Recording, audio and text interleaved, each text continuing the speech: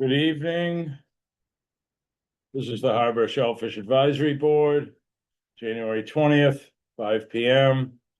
I'd like to call this meeting to order. We'll start with an approval of the agenda, please. Motion to approve. Second.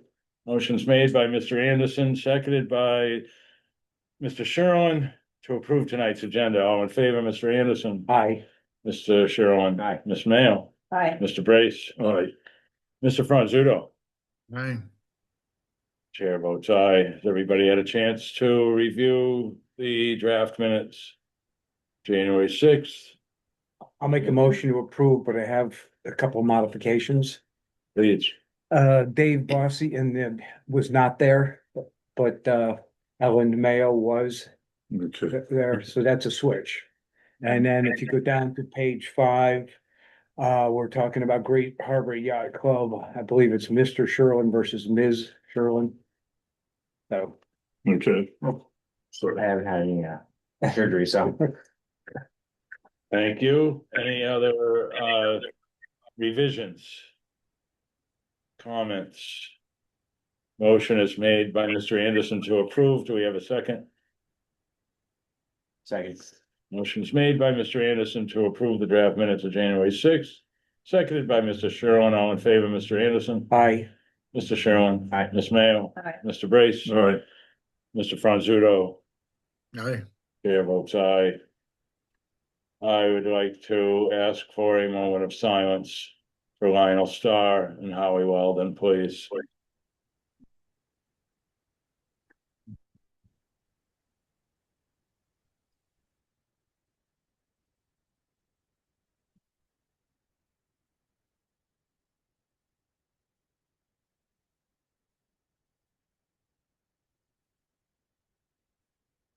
Thank you.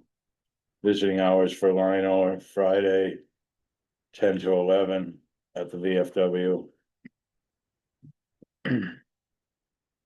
He will be sorely missed. 2026 dates for town election, candidacy papers.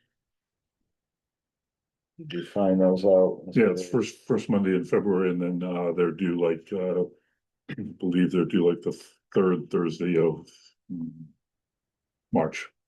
Thank you. This year's seats will be Mr. Brace and Mr. Franzuto,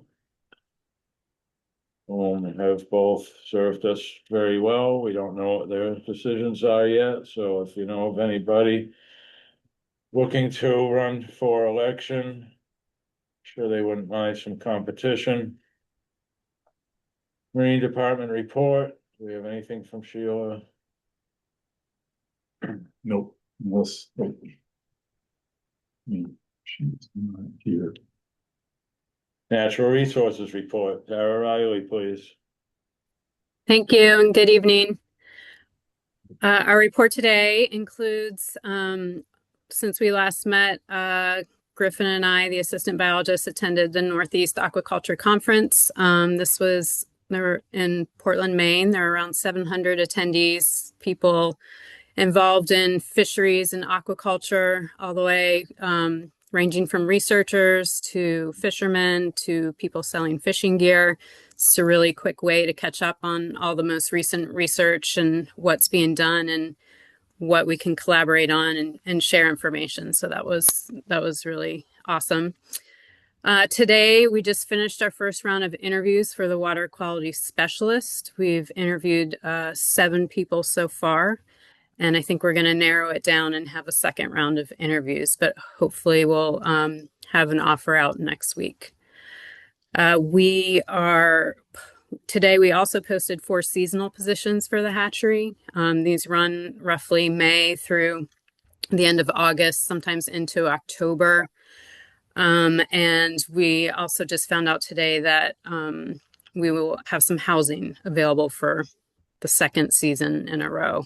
So we're excited about that. We are also posting at the end of this week a full-time position for endangered species monitor that is vacating very soon. And so we'll be soliciting for applicants soon for that. last week, the weather station was installed on Brant Point Dock. It is online right now with a public link that is way too long to memorize. So we have a meeting with the company who installed it, as well as Florencia, who is our IT and public outreach coordinator for the town. And so we are putting like a public facing friendly button, I guess, on the town website. So it's easy to find and just click on it. I can show you what it looks like right now. If you're interested, I might be able to share the screen. Or so we're hoping that once that's arranged, we have a meeting tomorrow, it will be ready to go and everyone will feel good about making the transition. We're just taking some time to compare it to the Steamship Authority weather buoy to make sure that the data is comparable and matching up, and that there weren't any issues. So that's taken about a week to do as well.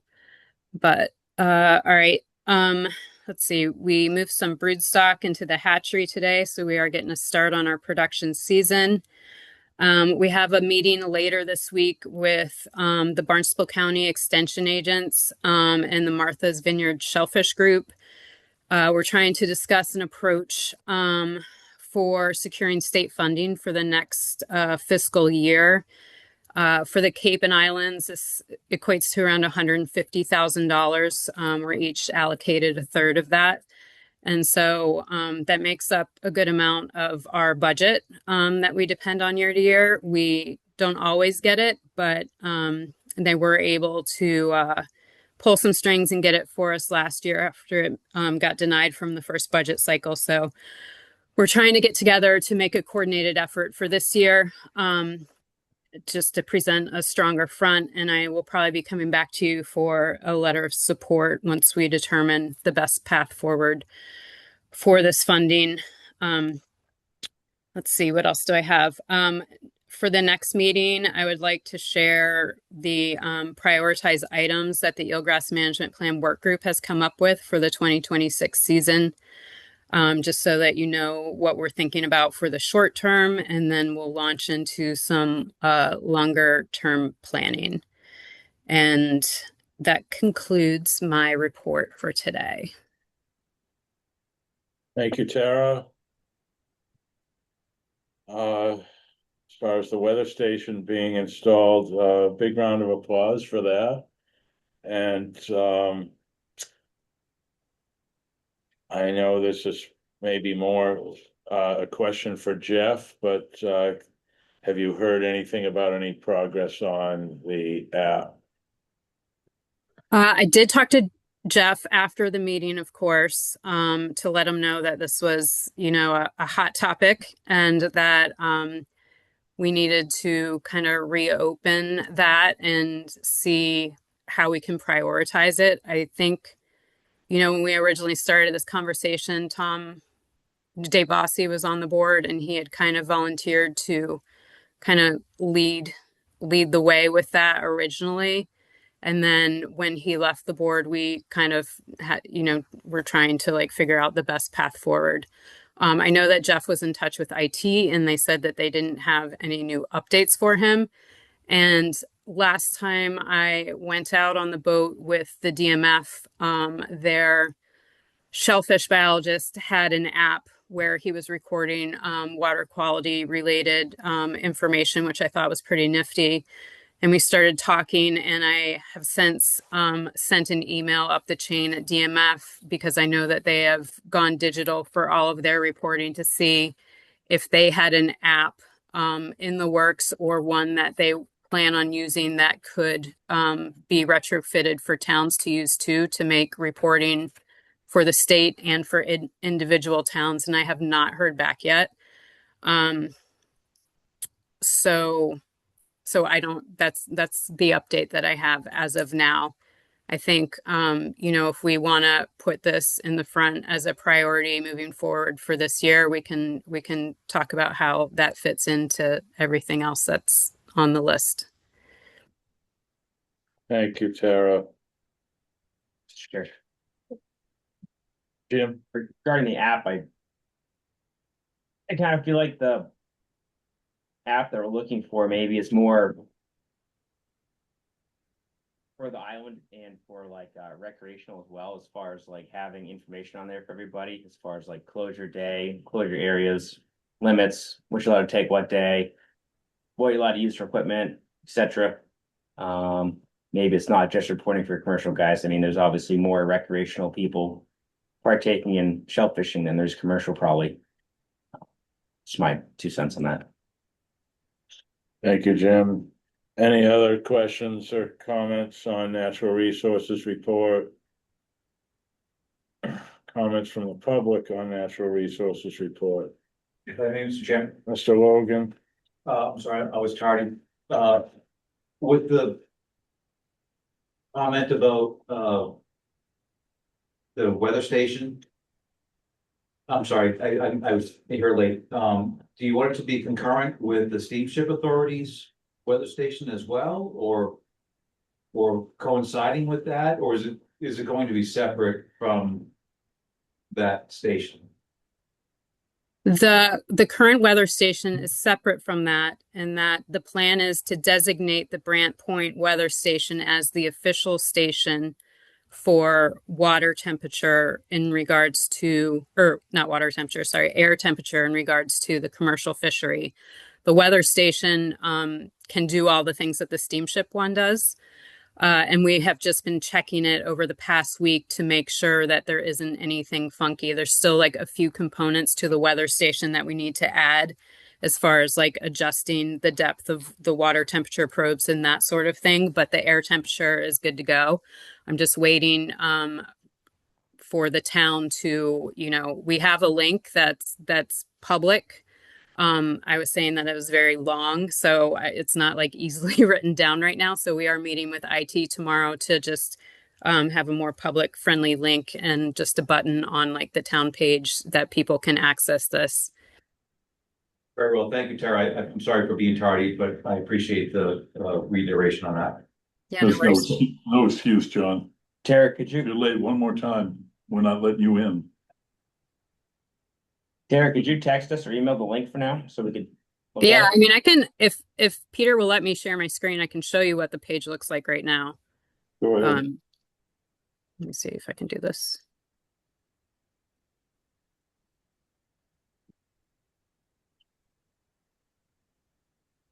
Can you see that? Yep. Okay, so there is right here on the left is air temperature. That's the one that is operating 100%. And then there's all these other parameters that you can look at. Depending on how in depth you want to get. 35.7 degree water temp. It's the probes are not completely set where they need to be right now. So we plan on having a surface temperature, like 1 foot beneath the surface and one like a foot off the bottom. Cool. Oh, that looks pretty good. It's there. That's important. We're just making sure that it'll be user friendly for everybody, but I'm happy to text the link to whoever wants it so you can check it out. And is this installed at the end of the pier? It's almost to the end of the pier. It's very large. You cannot miss it. Okay, great. And you're pleased with the installation? It looks sturdy and capable to handle our, powerful winds here that we have occasionally. I think that the company is coming back to install some cross bracing because the answer is probably no. It looks sturdy right now, but I think he's decided that it's in a pretty vulnerable spot and that that would be a good idea, and we agreed. Thank you, Tara. Mr. Chairman. Mr. Brace. Tara, and so once you get all the bugs out and you're all set, then it'll be a separate station on Weather Underground. And That's the plan. And we will send out an official notice too. I'm hoping that it'll be as soon as, next week. I just need to make sure that JC's on the same page and that everyone has ample time to get notified and has access to the link. Wonderful. Any more questions or comments on natural resources report? Thank you, Tara. Moving into old business. Kept this on here in case there's anything else to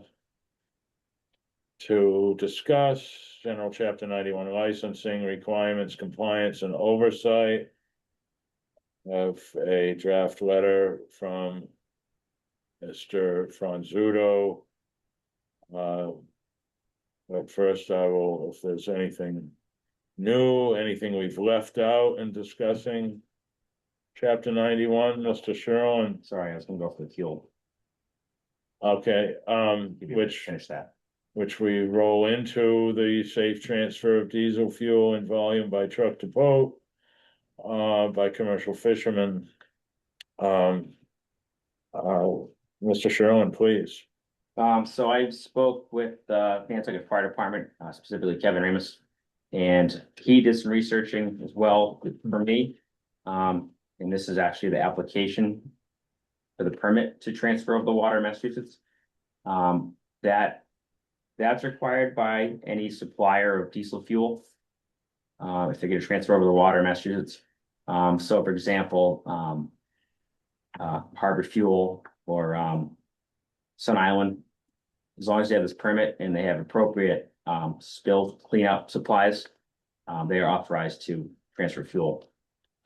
I don't think there's a limitation as location, as far as I know.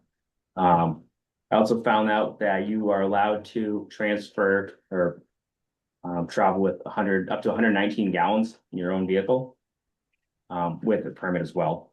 And I talked to Kevin about that as well, and we're gonna get more into that. But it sounds like the town would approve, or the fire department would approve that if you had the appropriate cleanup equipment as well available at the location. Okay.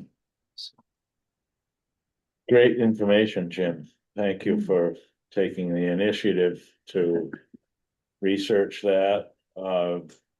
Can an individual get the permit to transfer over water? For up to 119 gallons, I think, Yeah. so. Okay, Can I answer my question? of course. With that one that's on the left, Like to look at it. does that, no, I'm just wondering, with that, does that mean that the fuel companies can come down onto Great Harbor Yacht Club property and that guy Finger isn't liable? In other words, I does think, that, I believe all the liability is on the person transporting the fuel. okay, I don't think it has anything to do with the property owner, that's good. as far as I know. It's the, They would know. no, it's the it's licensed to the person or the business. Thank you, Dave.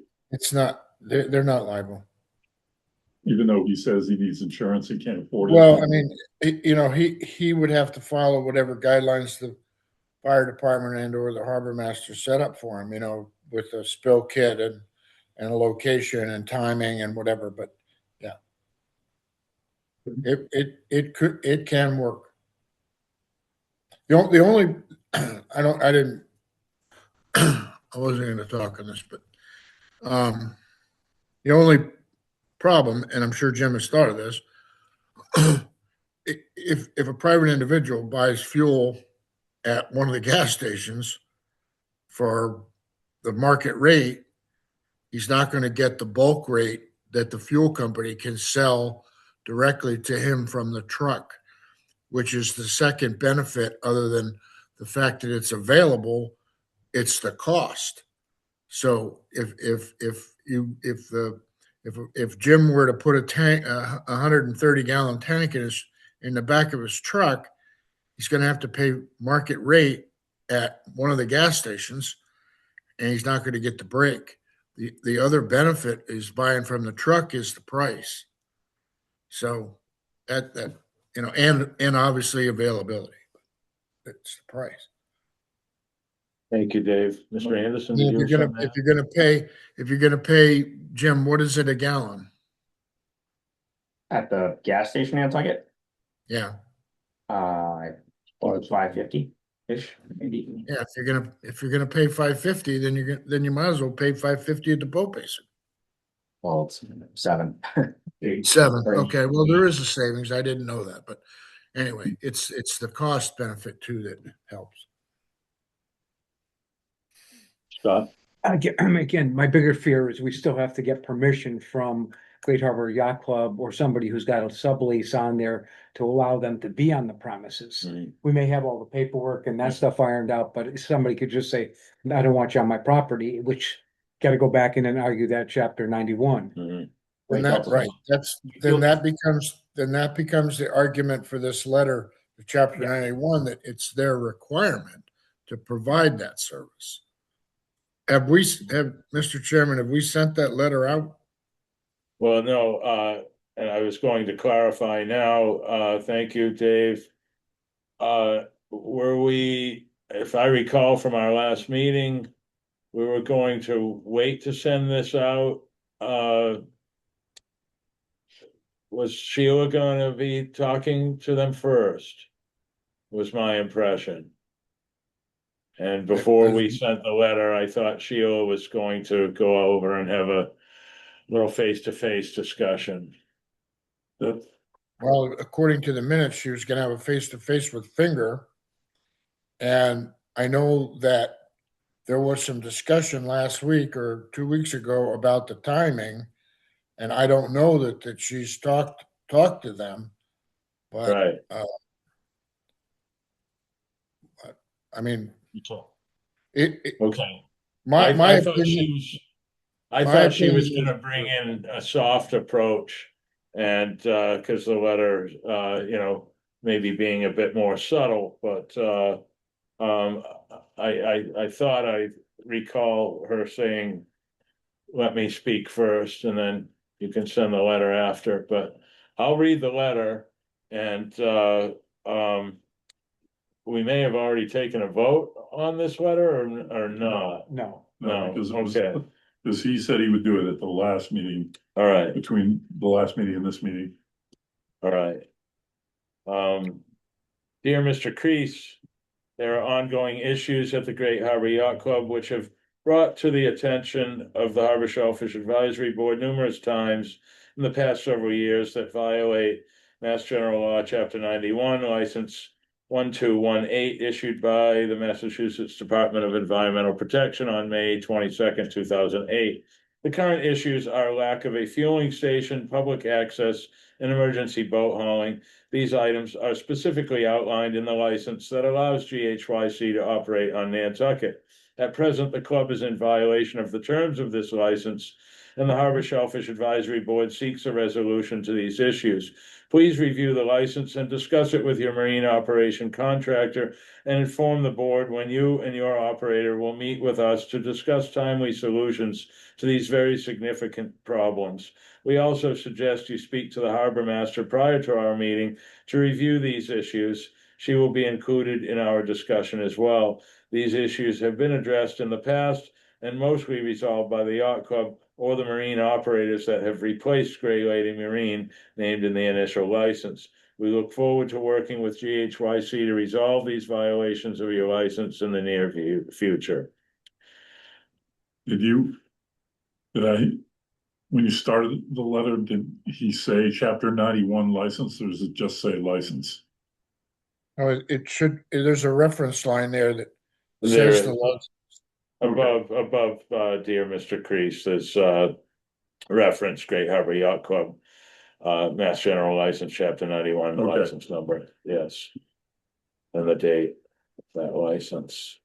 And I think, I don't know if I remember correctly, but I don't remember if we said we were gonna attach a copy.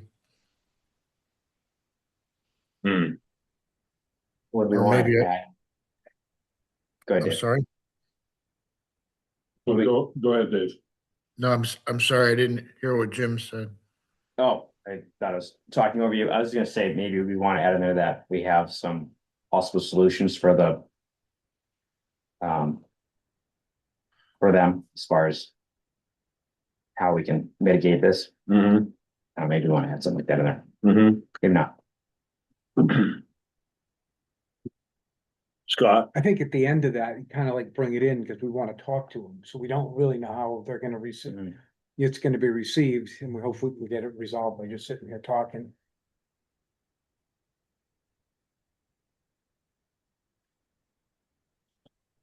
Okay, and Dave, you mentioned something about contacts. Um. Do you have contact information for that you can send to me for transferring this No, letter?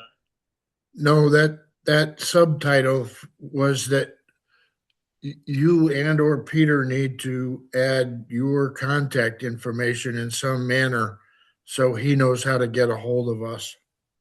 Okay, Or I can be the contact, doesn't matter. But I just feel that we need to give him some contact information, be it the chairman or Peter or myself. So he can't say, well, I'm busy on Tuesday afternoons. I, yeah, I think we need to give him a way to contact us okay, in writing. okay. Thank you, Peter. That makes sense. All right, any other comments? Revisions? Sorry, I didn't have this typed out, so each of you can have a copy to look at. And if you prefer that, or I can email it. Well, just at the bottom, you could say, you can contact the Harvard Shellfish Advisory Board through, Chairman Andy Lowell or Secretary Peter Brace, and then just give our contact information. Mhm. We look forward to hearing from you, something like Yeah, that. that, Mr. Chairman, that's exactly what I was hoping you would just add at the bottom, however you wanted to do that. Okay, all right. Um.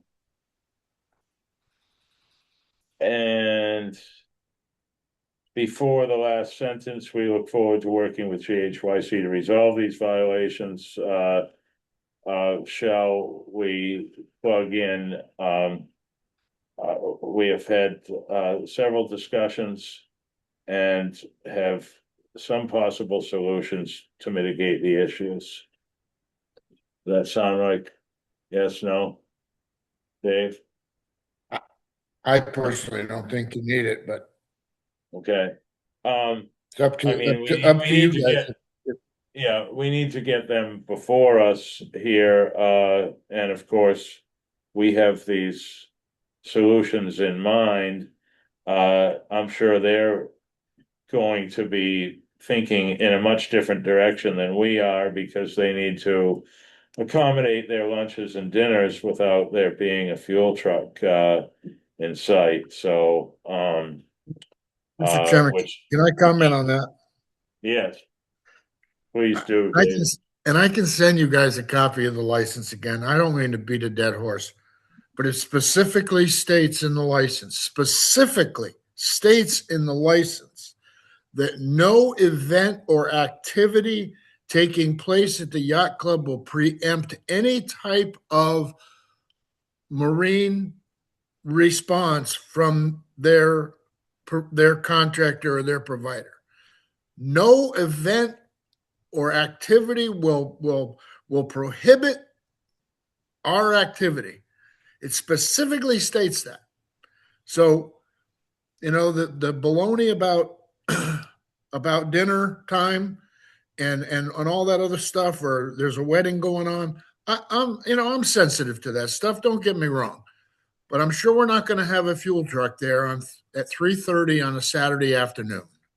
Right, And so let's be honest here, but it specifically states that in there, that their activity cannot preempt. I mean, if you tell me that I drive up there in a 40-foot thing that's taking on water and they got a wedding going on, you got to haul that thing out. It's got to come out of the water for numerous reasons. safety reasons, pollution reasons, you know, I mean, on and on and on. So it was worded that way appropriately. And I, you know, yeah, there is some pride of authorship there from the early 2000s on my part, but you know, there was a lot of thought that went into that license, and we didn't want to get wrapped around the axle because they're having lunch. Well, Dave, this is why we're so grateful that you're here. Well, Especially, something I- like this where you were directly involved at the time. So I think there's some serious, some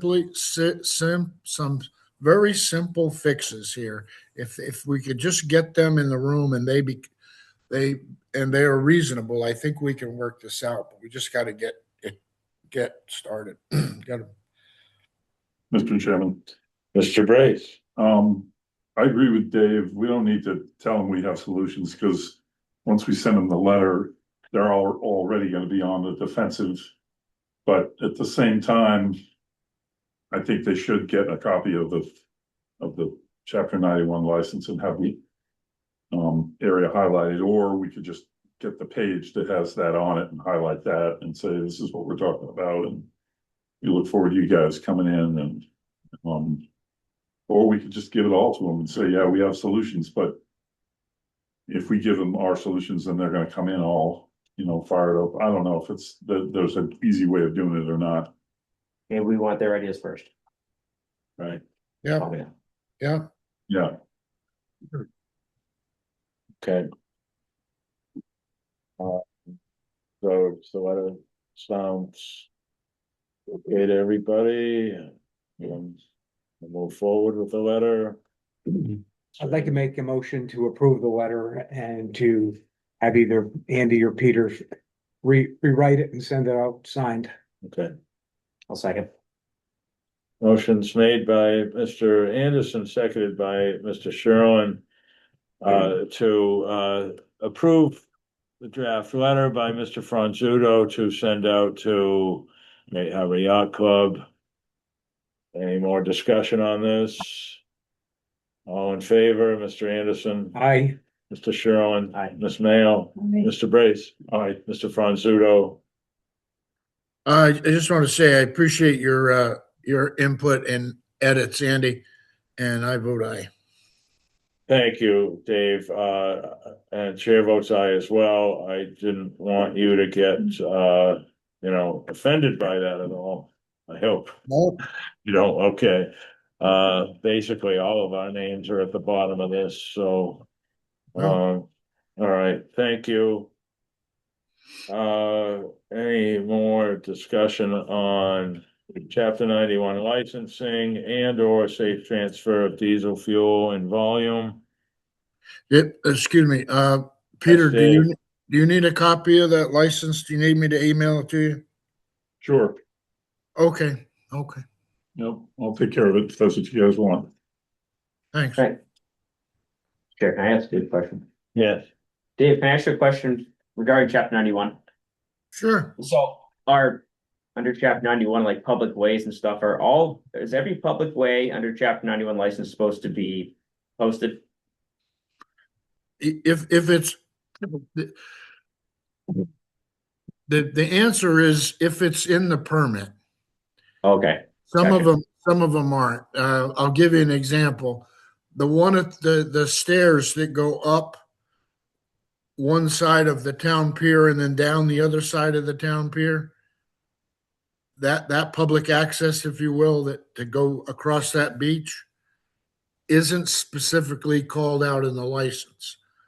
But the ones down at Easy Street, the ones by the boat basin, the ones by Great Harbor Yacht Club, the ones over by the Andrews property, if it's called out in the license, there needs to be an appropriate, and it's very specific. It tells you what the appropriate sign is and the wording and stuff.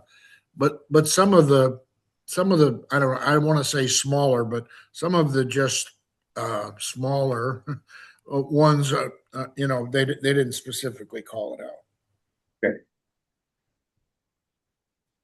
Any part of Old North Wharf fall under is Yes, public yes. access? Yes, and there's a sign at the entryway to that area that says certain things, and that one is a progressive one. It gets more restrictive as you get closer to the private property end of it. It's less restrictive up by the slips and by Wharf Rat Club and stuff like that. But then it gets more progressive. Uh, the boat basin has them. That new public access next to the not Athenaeum, Street. the theater. What's The it called? Dreamland Dave? Yeah, the Dreamland. Dreamland. There's a big thing. That new complex that Wraith built, that he raised up that building across from Easy Street. There, it's actually embedded in the brick in the sidewalk. So yeah, they're if they were done right, there's a good memorialization of what is supposed to happen. Can I ask Dave a question? Please do, Dave, Peter. So Dave, so does it have to say when you put the sign up or whatever is gonna let you know, does it have to say public? Yes, it says public and it actually references to chapter 91. So the Great Harbor Yacht Club's path just says pedestrian walkway. It doesn't say public. So you're not necessarily gonna know that you can go there. Right. I It's think kinda they've right. I think they've done that, specifically. So The end of the marina, where the largest yachts uh tie up during the summertime. They've had a gate there and it says, private yachtsmen and their guests only. And, that gate has been very lenient over the years. You can push the gate open and walk yeah, down there and check out the yachts. Last summer, they implemented deployed a young man to keep the general public from walking down there. And I guess they had a good reason to do so. I guess there were some scofflaws, so to speak, boarding yachts without permission. And just curious about that, I guess, as far as it's actually, an enjoyable experience to be able to walk down there, but how is that handled when a bad apple is thrown into the mix? yeah. I don't know. It's a shame because, as you point out, it's always been very, very lenient. Uh, Old North Wharf has also, um, but I, to be honest, I don't think. Excuse me. I don't think I have a copy of the boat basin's permit. The boat basin's permit is constantly being. I don't mean constantly. That's not true, but it's always in perpetual motion because they are always doing major construction. They have a couple $1 million annual construction budget, so that permit is constantly evolving um, to reflect the work that they're doing. So, um, but you're right. It's a shame because it is nice. It is nice for people to be able to walk down there. It's the closest they're ever going to get to a $30 million beast. Yes. And it's fun to look at. And you get Yeah. some jackass that goes down there and thinks it's going to be funny to run up the gangway and bang on the glass or something stupid. It ruins it for everybody. But Yeah. they always have been very lenient about that. And on a different note, last summer I experienced somebody kind of policing the little parking area at the end of Old North Wharf. I enjoy occasionally to drive down there with a coffee and sit there and watch the boat come in or something. And I was approached, that I couldn't park there. And, I can understand, if I were, parking there, for different reasons, locking my Sure. doors and walking away, but, she was, warning me ahead of time not to do that. And basically intimidating to the point where I wasn't gonna enjoy my coffee there. Yeah. So simply The turned around. lady, the lady had an accent, didn't she? Yes, yeah, I, okay, b- I believe that I may be completely wrong and uh, I believe that she's related to Mr. Finger. oh, okay. This is that Old North Wharf. Yeah, Yeah, okay, all right, I know the lady and um the only thing I would say to you there is there are two public spots. okay. So Where do we find these chapter 91 licenses, each individual one? Jeff has got a Super Snoop link that he will share. I don't mean it's a Super Snoop. He's ferreted out the easy way to get them. Um, so if you want a specific one, I would talk to Jeff. Thank you, Dave. Anything else on these two items? Not, Let me say one more thing about that. yeah, Um, I may be completely wrong, but I don't think so. Um, I believe that they're listed in the back of the 2009 harbor plan. oh, okay. With all the conditions and specifics. Yes, especially the old ones like Old North Wharf and stuff like that. Thank you, Dave. You're welcome.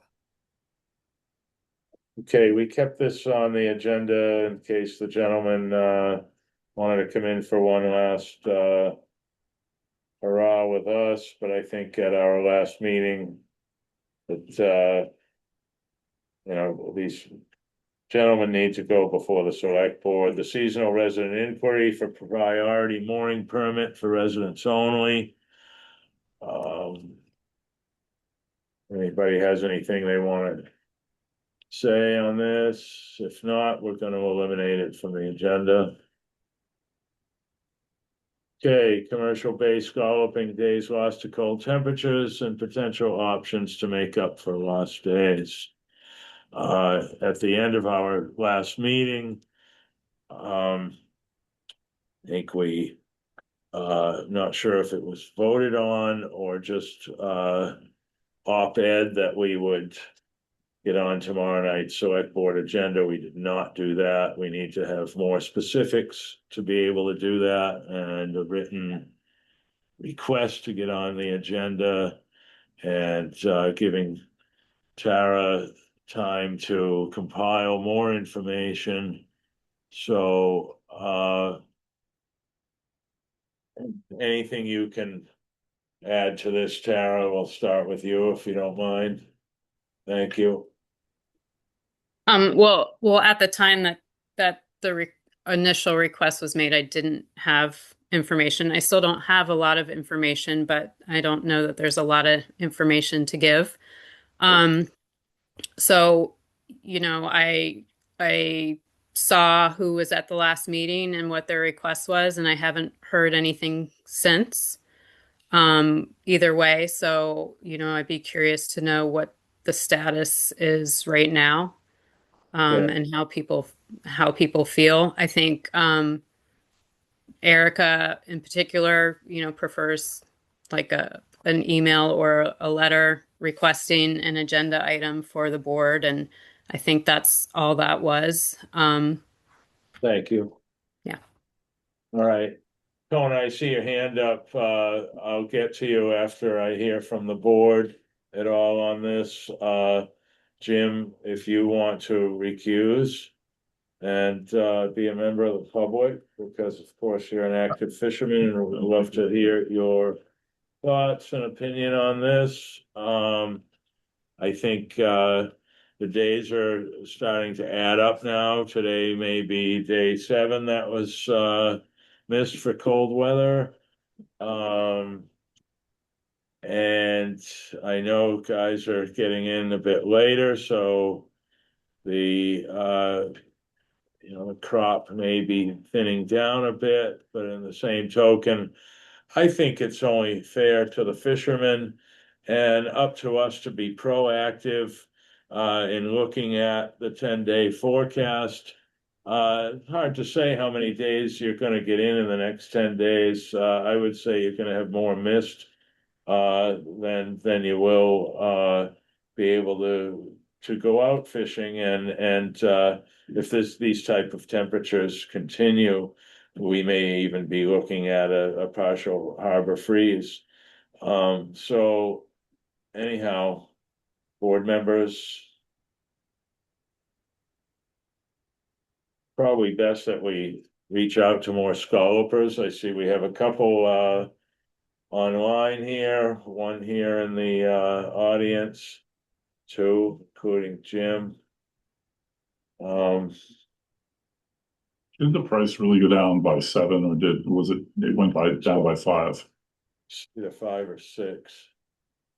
And as far as the price goes, it's rather unfortunate. We don't have any wholesalers here. They're all John, perfectly capable of well, the 3 buyers, I mean, here on the island, capable of watching our posted agenda. I'll be honest, from what the information I have is basically one of the buyers is kind of calling the shots on this and even trying to manipulate off-island buyers in their pricing. And from what I'm reading about the vineyard, it's nothing like that on the vineyard, and their price is much healthier. And it's unfortunate that there's an influence in a manner to take scallops and kind of fire sale them. It seems to me, and they're not being treated with respect and the uniqueness that they deserve. That's my 2 cents for the moment. Mr. Logan, You're gonna. did you have your hand up? Yeah, I did. But you're gonna address me before letting the board talk on this one? Does the board have comments, please? I'll speak as a member of the public later. Jim, so you're recusing on the record? Jim? Let everybody else go first. I'm sorry, Let everybody else go first. Scott?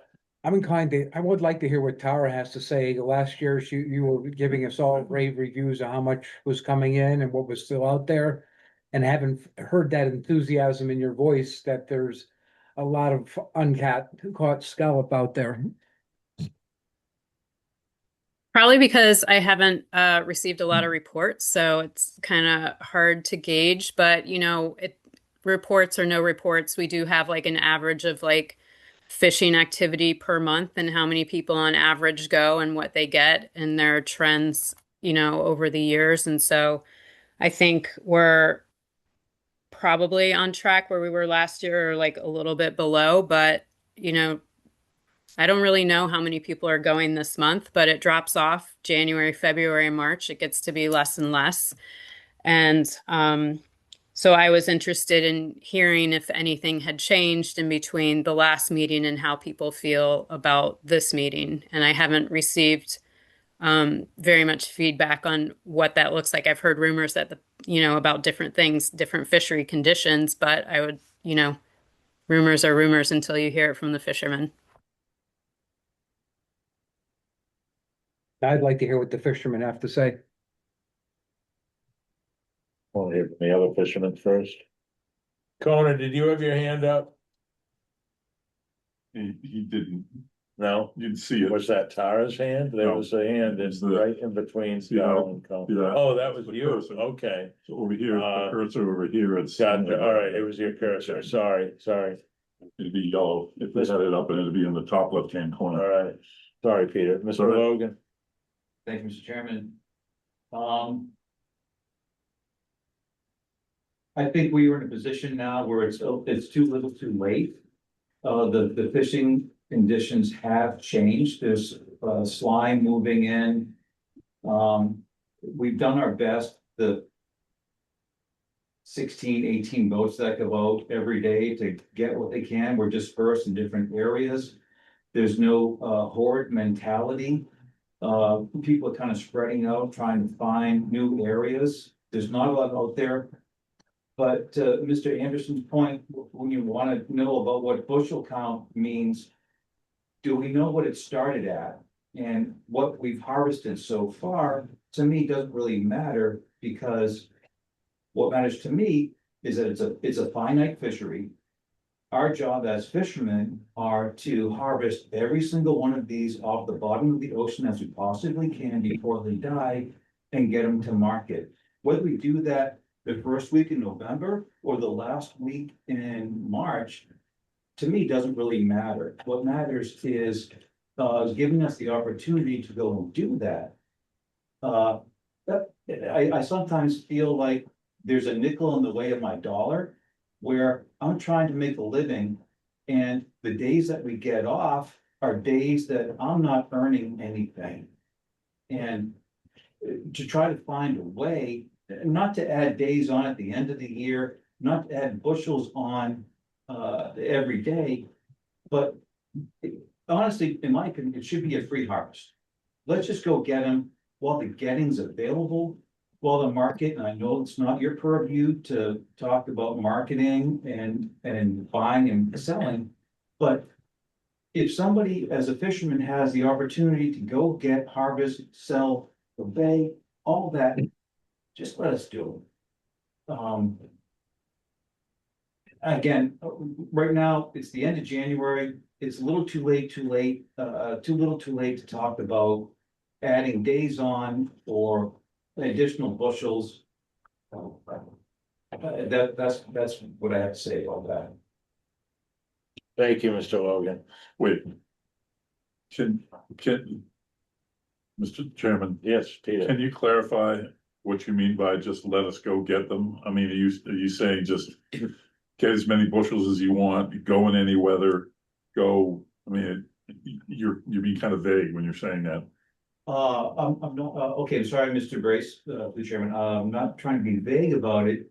Weather's not up to anybody but ourselves. Right. If we have the guts to go, let's go. Temperature is the thing that holds us back. And if we have the fortitude to get what we can get, we should be allowed to get that. And then if we have the market to go get that. I see. Like there was I'm not gonna name it, but there was an old ordinance that said, if I see a livestock in the shell pile, I'm coming after you. Otherwise, take what you can. That was years ago. Years and years ago. I think, and correct me if I'm wrong, Mr. Logan, I think what Mr. Logan may mean as far as get what you can is the state limit is 10 boxes per Yeah, person. yeah. And I don't think you're asking for more than 10 boxes per person. And you know, it may seem a little extreme to raise that limit to 10 boxes. And you know, I keep looking at the fishery and seeing a dwindling amount of fishermen actively fishing every day. Several boats have come out of the water. I believe Mr. DeCosta took his boat out. Another boat of a seasoned fisherman has come out and he told me he's done for the season. He has land work to do. Another one's having an operation he's done for the season. And you know, to the point of Mr. Logan's, you know, I think it's our responsibility to see the fishery remain healthy, and and part of that health is harvesting the adult scallops, leaving, leaving a fair amount behind to die off. Doesn't seem like it's all that healthy to me, not detrimental to the bottom, I guess, by any means, but the other part of healthy as far as the industry goes is keeping this product on the market, viable and interesting for people to enter the fishery, new younger generations. And if we restrict to the point where it's not lucrative enough to create that desire, then possible fishermen are going to stray in another direction and pick something else for their career. So it's just, I think there are a lot of different angles to look at this industry, especially today. We're never going to see 100 boats out there again, and to hear that there are only 15 boats fishing, it kind of scares me in a way. We're down to the bottom, and there are some young guys out there, but there are also some older guys out there that we lose a guy or two every year, it seems. And are we gaining a guy or two every year? I'm not sure. Mr. Logan? Thank you, Mr. Chairman, and not to be any disrespectful whatsoever at all, but to Tara, if we have spent all this time, money, and effort into propagating and brooding scallops for us to harvest, why are we restricted on taking them?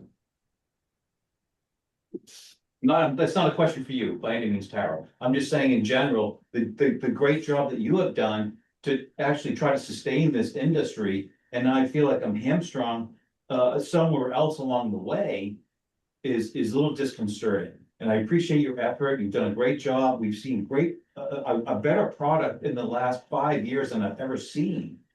But now I feel like I'm being told I can't take them, and that is very frustrating for me as a fisherman. I'd like to comment, but I'd also like to hear from Jim Sherlin. Yeah, me too. All right. Come on, Jim. As a member of the public, Yeah. I'm just gonna share a couple things as far as what our options are for the fishery. I'm gonna make one comment first though. I'm gonna go off what John said as far as the slime. We are seeing more slime now, which is generally time of year we see it. Slime's algae growth on the eelgrass that grows in cold water, if people don't know what it is. It really shuts down the fishing in a lot of areas due to the slime getting hung up in the dredge top on our scallop dredges. It basically makes it like a mop, and it won't catch the scallops efficiently anymore. It's always happened. It's not a new thing. But it really does. The fishing starts to get slow before January, then it's really slow when the slime comes in. And it kind of is the end, not the end. If the scallops are to catch, you can still catch some, but it really limits where you can fish and how you can fish, and the frustration of shaking out twine bags every single tow really wears you out.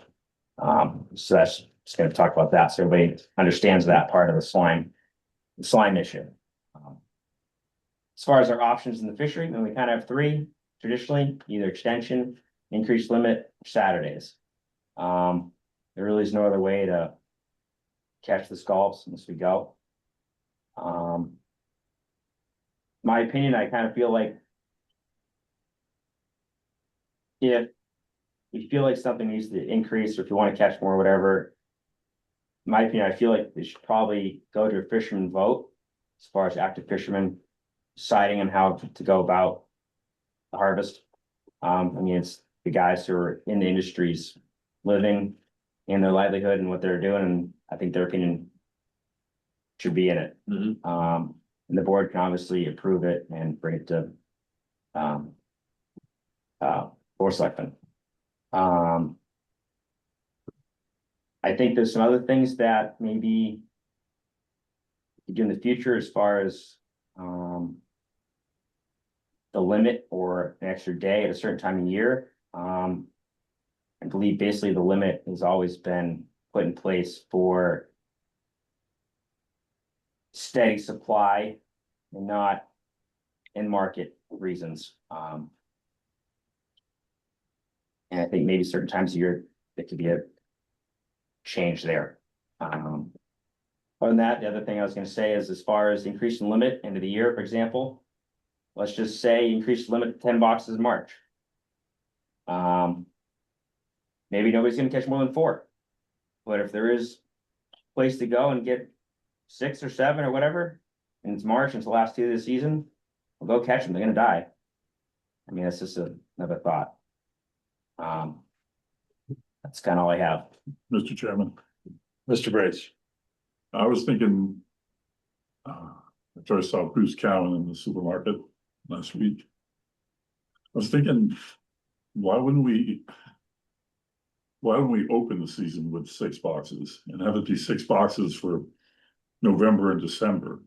Since everyone's fishing like crazy anyway. And that's when everyone wants to be selling, and then knock it back to 5 in January because we know people are gonna drop out. I mean, Mr. Chairman? Mr. Franzuto. Yeah, I mean, it goes back to the statement that was made that we'll never see 100 boats again. You know, when we had 100 boats, we did everything we could to stretch it out. So everybody could make a living through March because there wasn't any work ashore. If now you've only got 18 boats or 20 boats, whatever you got, Peter's right. Maybe we need to rethink the beginning of the season. You know, I know years ago we talked about the vineyard opens earlier than us. Tara, did they open October 15th this year? I'm not sure, but they typically do. They usually open 2 weeks early. So I think for a discussion for between now and next November is we need to maybe rethink our shifting as far as the fact that we only have 18 boats or 20 boats on opening day, and maybe we do front load it, and everybody makes more money in November and December, and maybe January, but the difficulty with the buyers and that thing just seems to get worse and worse and worse. But if these guys can sell, if they can sell this stuff, maybe we need to rethink that over the summer. But I'm not a big fan of Saturday, just because of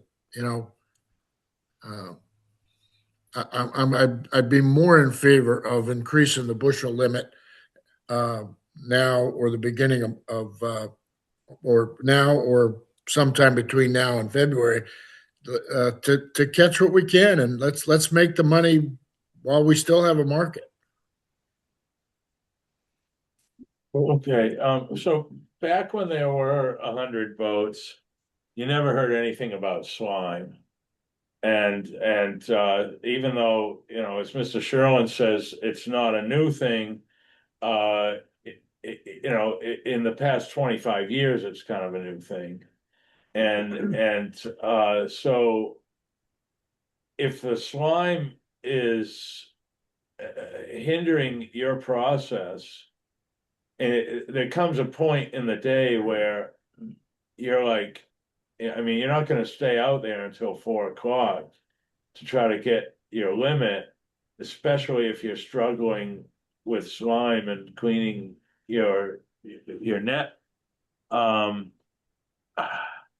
as Mr. Franzuto just put it, rethinking this, we really are the fishery right now is designed on old practice.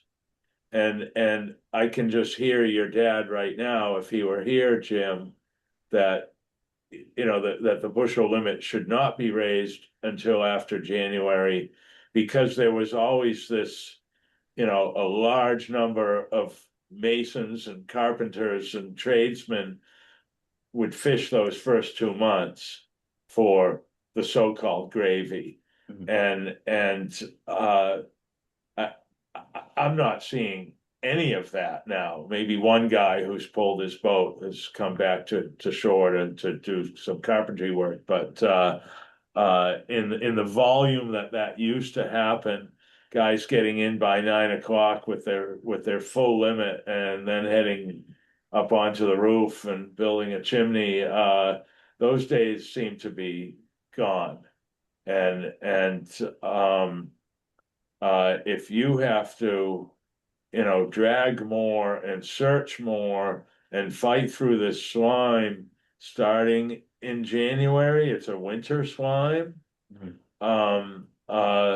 So basically you're working harder, and you're working the bottom a little harder as well, to try to get the same amount as you were getting, before the slime was there. I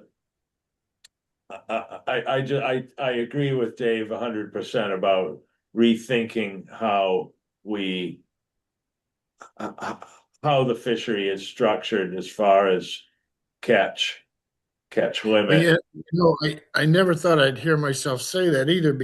But what's forcing me to think like this is we were always, and I wasn't on SHAB then, but I was at mostly every SHAB meeting and had input to the discussions about limits and dates, et cetera, et cetera. But we always were we were always conservative to try and stretch it out as long as we could to keep as many guys employed. That's the simple way of saying what we were trying to do. And I think maybe that thinking needs to change now, because you don't have 120 boats on opening day. So I think that's a discussion for the summer. And I think that the situation with the buyers and people saying they don't want bay scallops, and they're selling them for less than they should. The fishermen aren't getting the money that they should be getting. You got to also remember when we were talking 100 boats, the price was 5.25 too. But so the price has gotten better, but everything else hasn't followed along. And I think we need to rethink that. But I also think right now, based on the current situations, we need to let these guys catch. If they're in the slime, I've fished with these guys with the slime, and it's a pain. I mean, you're spending more time picking that black stuff out of that net. But I think if they can catch them, we raise the limit and let them catch them and make the money that they can make based on the market situation right now. Thank you, Dave. Scott? So we've never gone over a discussion over 6 bushels, but now we're up to 10. So it sounds like we do want to increase the bushel limit, because we don't want to nobody seems to want to work on a Saturday, and to extend the season doesn't necessarily solve the problem. So it seems like we should raise the bushel limit now. We can fix how they do with it next year. Over the summer. Yeah, that discussion's for another day. But my point is, I don't like Saturdays, because then the warden has to work 6 days a week. Number one, okay, that's my old hat. But number two, that's why I don't like Saturdays, and I don't like. I've never liked extending the season, because I was told so many times by the old timers that they start getting, the water starts warming up, the product starts, getting a little bit slunky, and now the quality's deteriorated. So I've never really liked that unless we had a charge of scallops. So I'm tending towards raising the limit.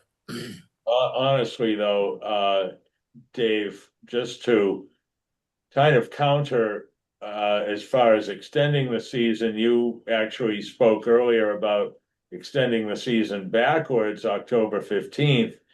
And there are days I've push raked on October 15th in a t-shirt.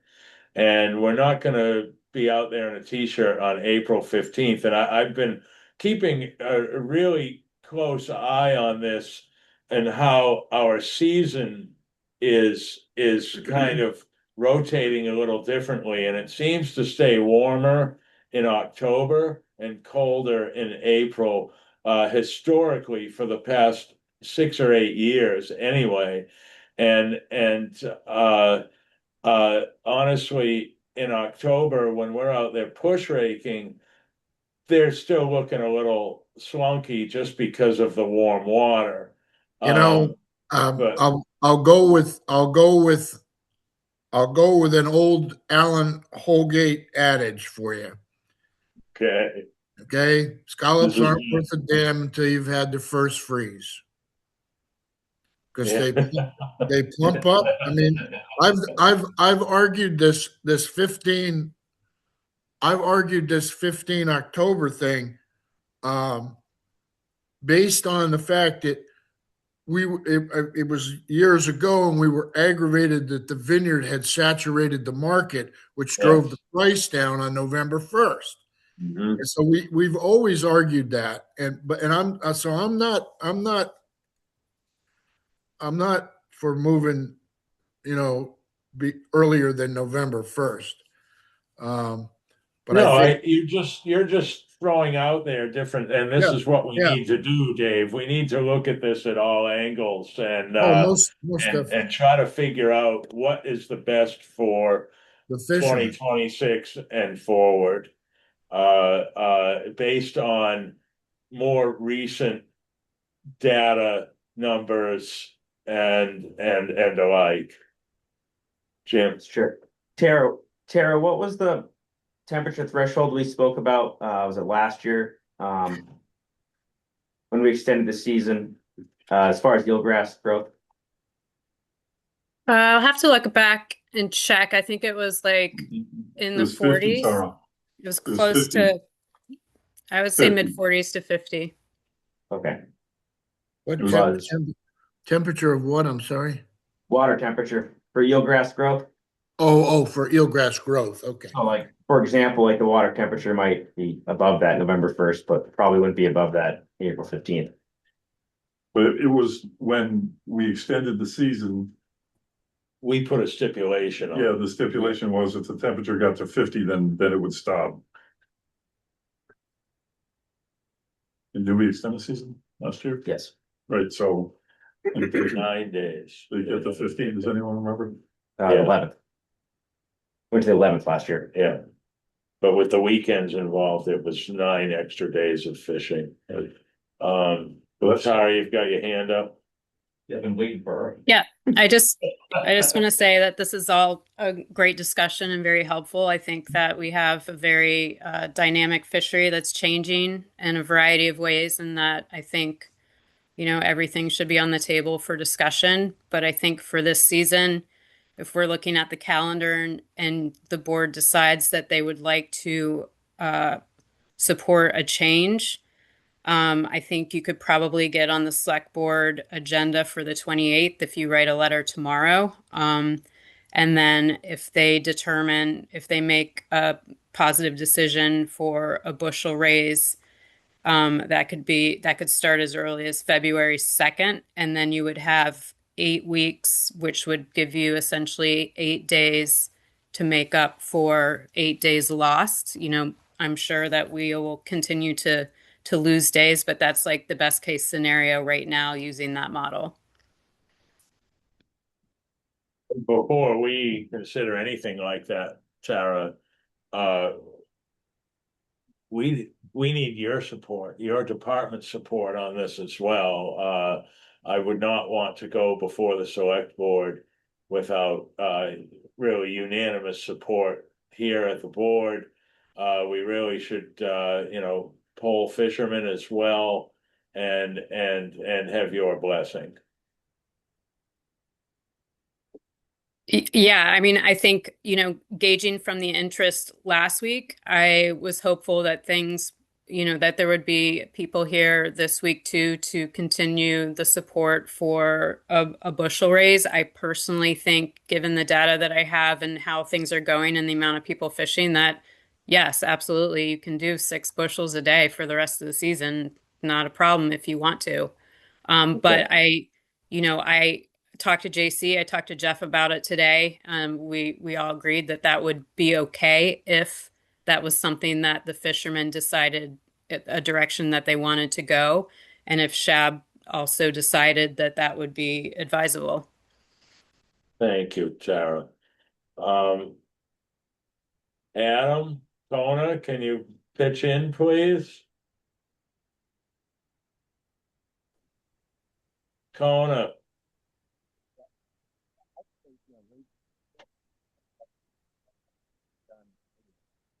I see you've unmuted, but can't hear you if you'd like to speak.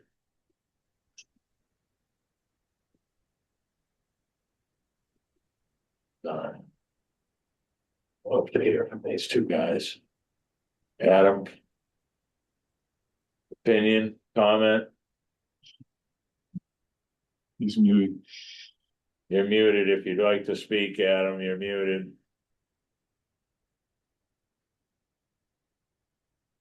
All right. Well, we appreciate you being here, but we'd love to hear from you both. One more comment, Mr. Chairman. Mr. Logan, please. Thank you. Again, why is it up to the fishermen to be polled to decide whether this is a thing or not? It's up to you guys to make the recommendation. And again, what is the harm in taking every adult off the bottom of the ocean if we can go get them now? Just a comment. So. Understood, Mr. Logan. Thank you. Mr. Chairman, it's not just up to the fishermen, John. Well, it sounds, yes, sir. Well, I mean, Tara did mention, Shab, I believe what she's trying to say is it's up to all of us. We need to hear from the fishermen, if we could. If we can't, I know you're here, but they're not here. And Cona's not saying anything and Adam's not saying anything. I don't think that, well, I'm not sure, but well, we might not get an argument out of the fishermen, except that maybe the price might drop. I don't know. Well, was the biggest thing last year. Yeah. I've spoken with Adam and a couple other guys that are quite concerned that, raising the limit will have an effect on the price from the local buyers here. And with one local buyer having a far enough reach to even try to have an influence on off-island buyers is really, really amazing to me to manipulate the price in a negative direction is very, very sad to hear because this is a special product and there's no reason to be fire sailing the Nantucket Bay Scallop. But right now, for guys that are not selling off island, they're concerned about their how the market works for them here. And has been mentioned in the past when we've had this discussion last year and even the year before, it's not mandatory. We raise it to 6 and you only want to get 5, just get your 5. If you don't have enough openers to open 6 boxes, just get 5. It's not mandatory. It shouldn't, if your buyer only wants 35 pounds and not 42 pounds, then just bring him 35 pounds, get your 5 boxes I personally don't like this argument of raising the limit by 1 bushel is all of a sudden going to tank the price to the scalper. I just don't see the logic behind that. And all I have heard from the one person manipulating the price is he has a Rolodex of 2,000 names, and he's on the phone constantly trying to sell this product. And I'm sorry, but you've lost me at Rolodex. It's outdated, just like some of the things we're talking about tonight.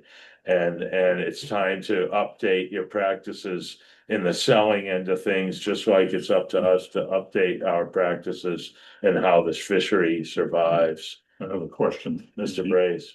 So if, when the bushel limit goes up, do the on-island buyers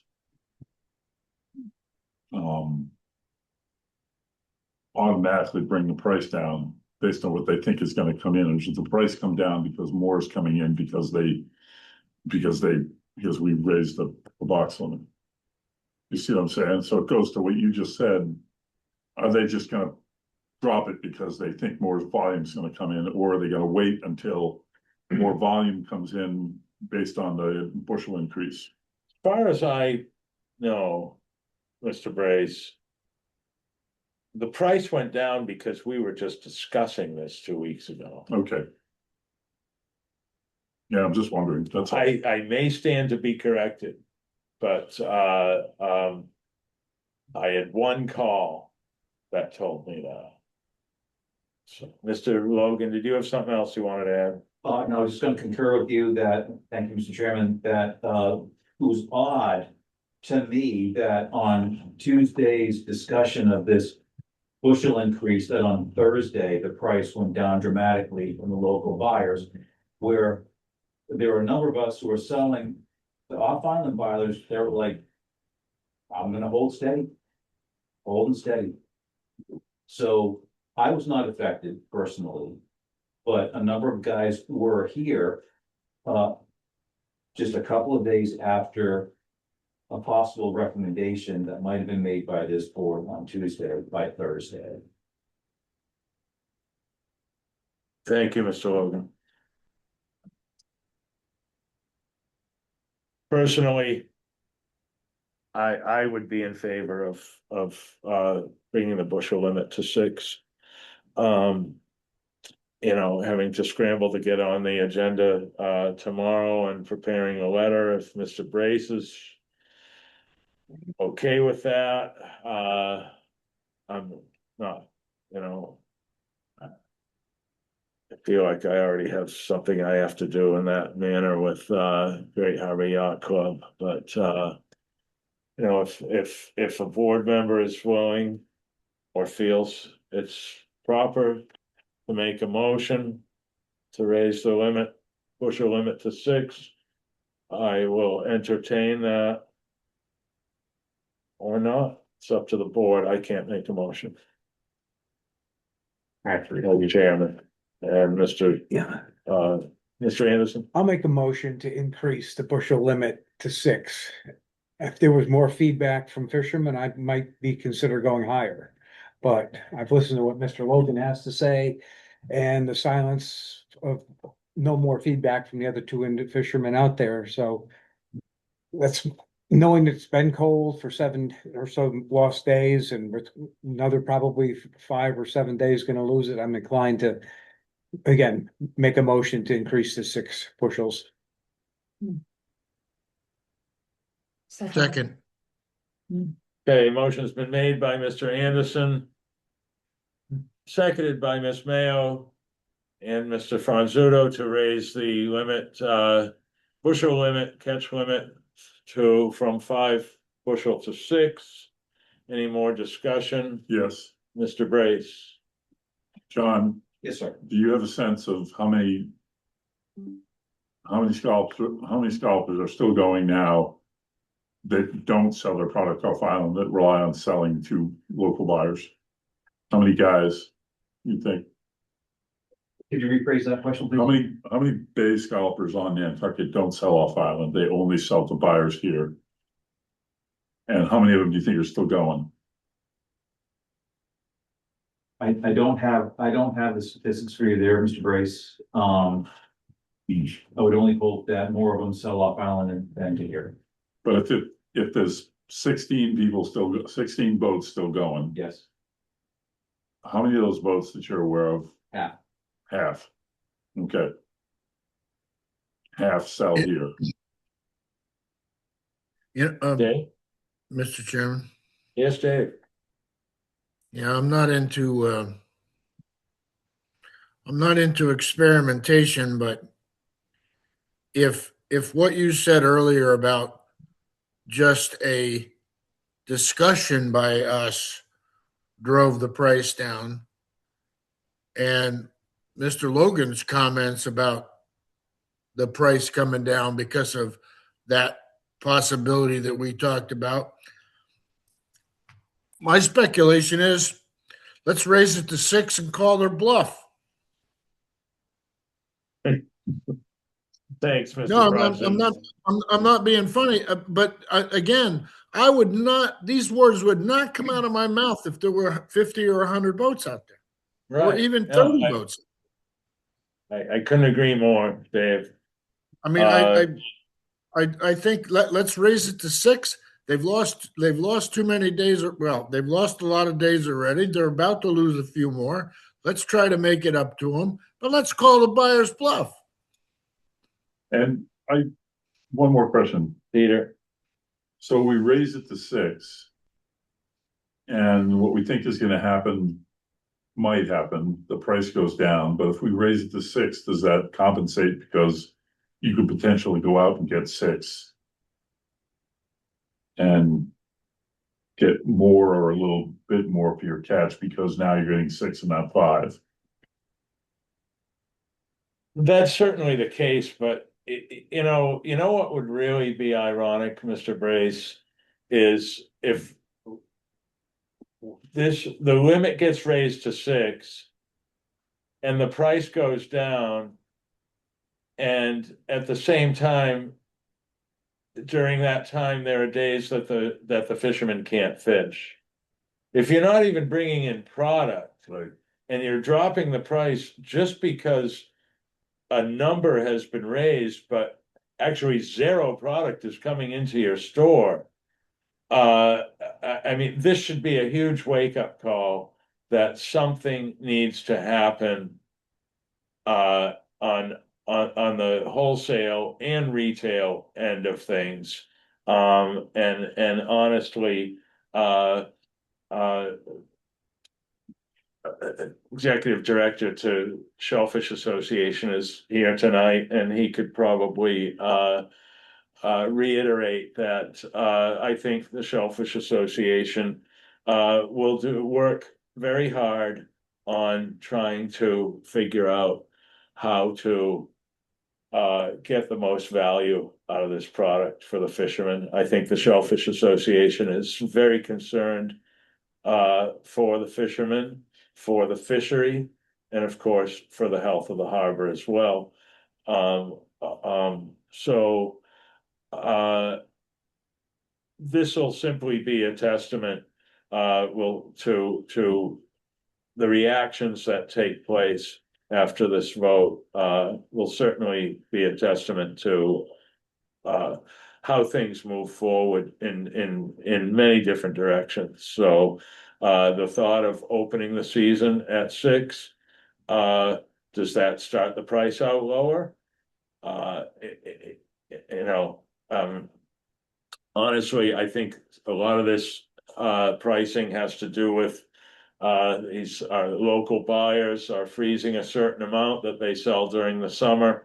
They've filled their freezers and they're simply not aggressively marketing off island. They're finding a large wholesaler, and I'll say it again, simply fire sailing them. And they're not looking for niche markets on their own. Fine restaurants that are willing to pay a better price for these. That's my opinion.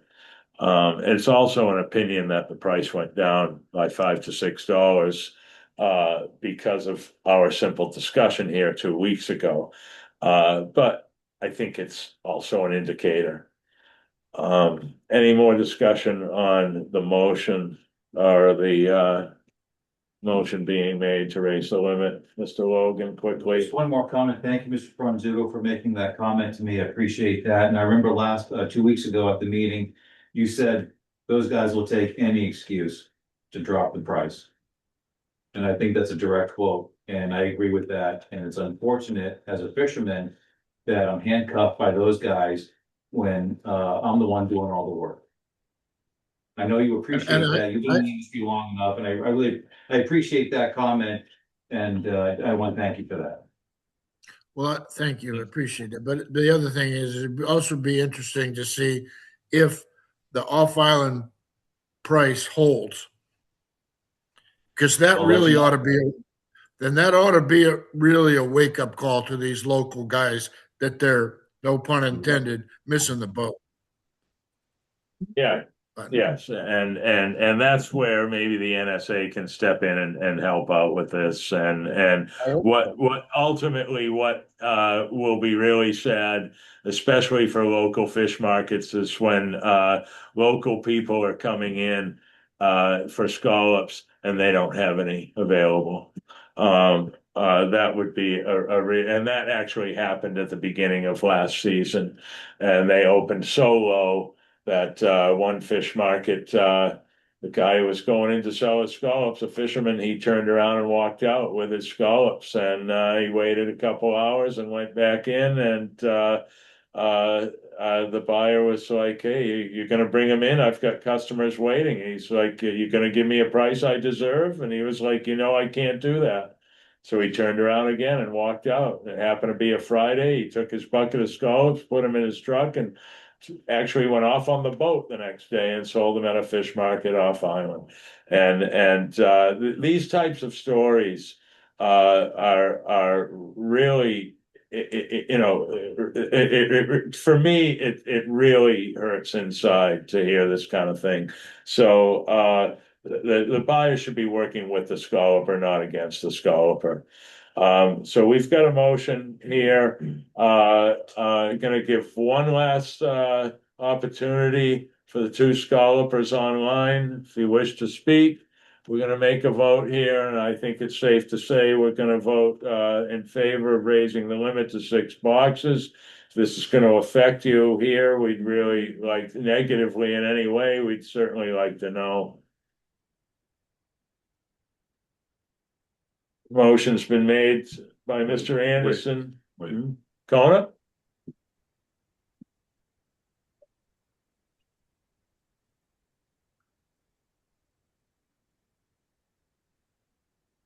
Damn, Kona.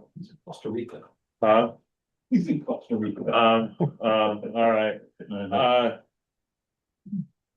Motion's been made by Mr. Anderson, seconded by Ms. Mayo to increase the scallop bushel limit to 6 from 5. Any more discussion? All in favor, Mr. Anderson, Aye. Ms. Mayo, Mr. Brace, All right, Mr. Franzuto. Aye. Chair votes aye. Let it be noted that Mr. Sherlin has abstained from this vote. Thank you. That's the last agenda item for tonight. Mr. Brace, yes, simple enough letter to. We've done this before. Did you have to write a letter last year? I actually looked back to November and we were required to have the same amount of information to submit to the select board. I think I could For use the the- same letter, but it's gotta be written tomorrow, right? And then you gotta send me the stuff for whatever yacht club, you gotta send me that letter, right? Yeah, well, that's not as pressing as, Okay, we'll just, Tara, did you say we needed to have this submitted tomorrow to get on the meeting for the select board meeting when? That was a suggestion. I would, Yeah. email Erica just to verify in the morning if you get something Alright. in. And Peter, I'm happy to help you craft a letter or include information that you need. Thank you, Thanks, Tara. Thank you so much. Dave? No, I just said thank you to her. Okay, thank you. Anything anybody has on their mind that they'd like on the agenda for our next meeting? Chair. Jim, please. Sort of touched on this before. I think it's somewhat related to ferry wake or vessel wake. Two areas of the harbor that historically have been good fishing areas, Harvard Avenue and the Horse Shed. Really have not produced any scallops in 10+ years, I'd say, at this point, any amount. And I was wondering if there's something that we could discuss. Maybe the NSA could help with it. But Tara, is there any kind of like wave monitoring equipment we could put in those areas to see if that could be the reason, and have a separate monitor in an area where you are catching scallops, see if that could possibly be the reason? Yeah, I think that's something we had looked into a few years ago for monitoring it with boat wakes and speeds. I think one of the main priorities should be looking at getting that wake buoy moved back to the entrance to the jetties, would be for no wakes starting there for the ferries in particular. I think the root system of the eelgrass and like the horse shed is really shallow. The sediments are changing. That place, that whole area is a mess, and I see it every day on the dock. How people are whipping in and out of there. I guess that would just prove it. Traveling on the fast ferry several times myself, and how many years in a row, or how Every many year for years the I've last been 4 here, years. we're basically writing, letters to, The answer's 30 years. yeah. Sorry to be a pain in the ass. I mean, the argument's and I've heard all the arguments. You may not get it to the end of the jetty, but you can certainly get it halfway out by Yeah. buoy 7 or 5.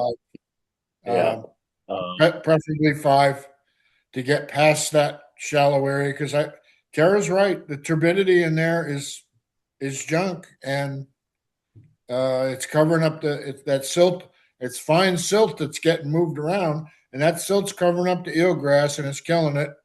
And you're not going to grow scallops. So, and you guys will tell you, the horse shed. There were years when we fished nothing but the horse shed and the Harvard right. Avenue. So Yeah. yeah, that's a discussion for another day, but it's one worth having.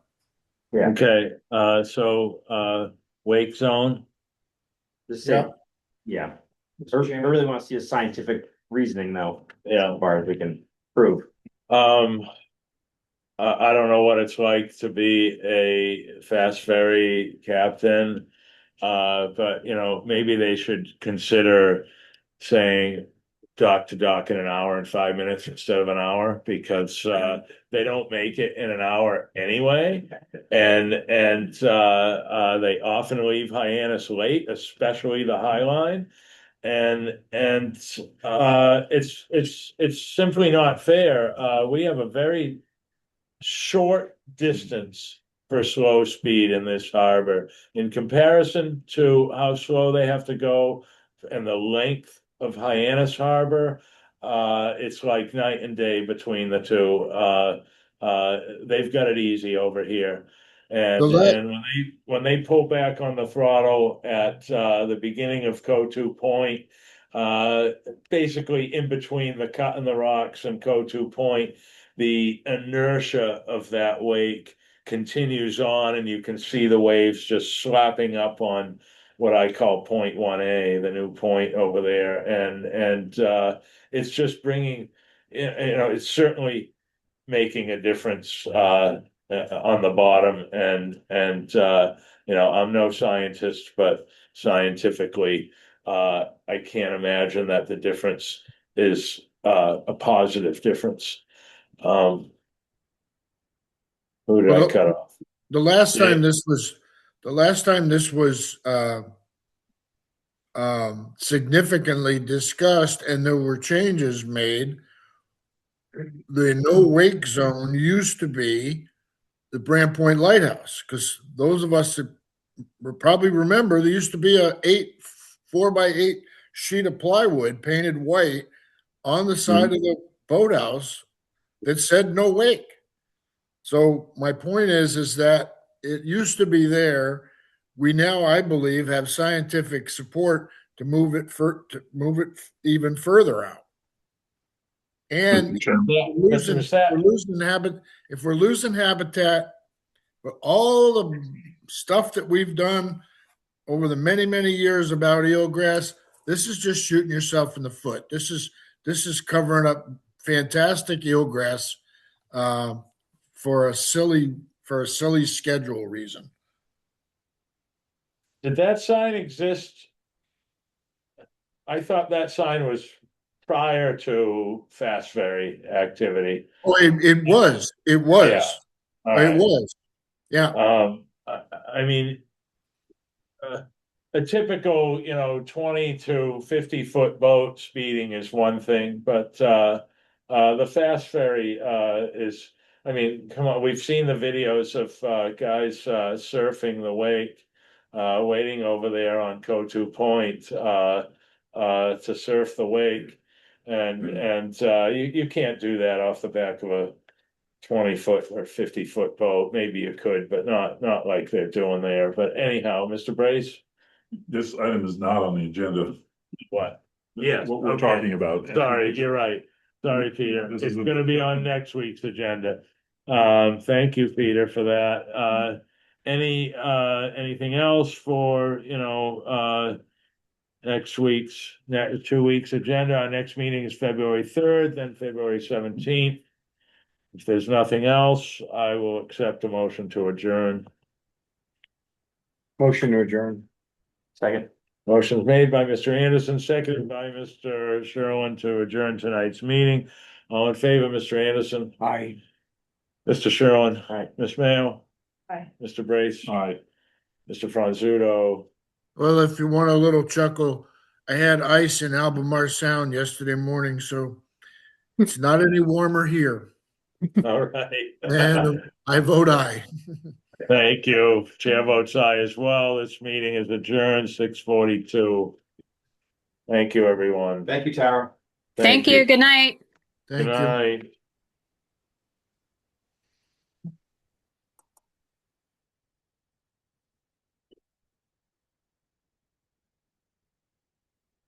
Board.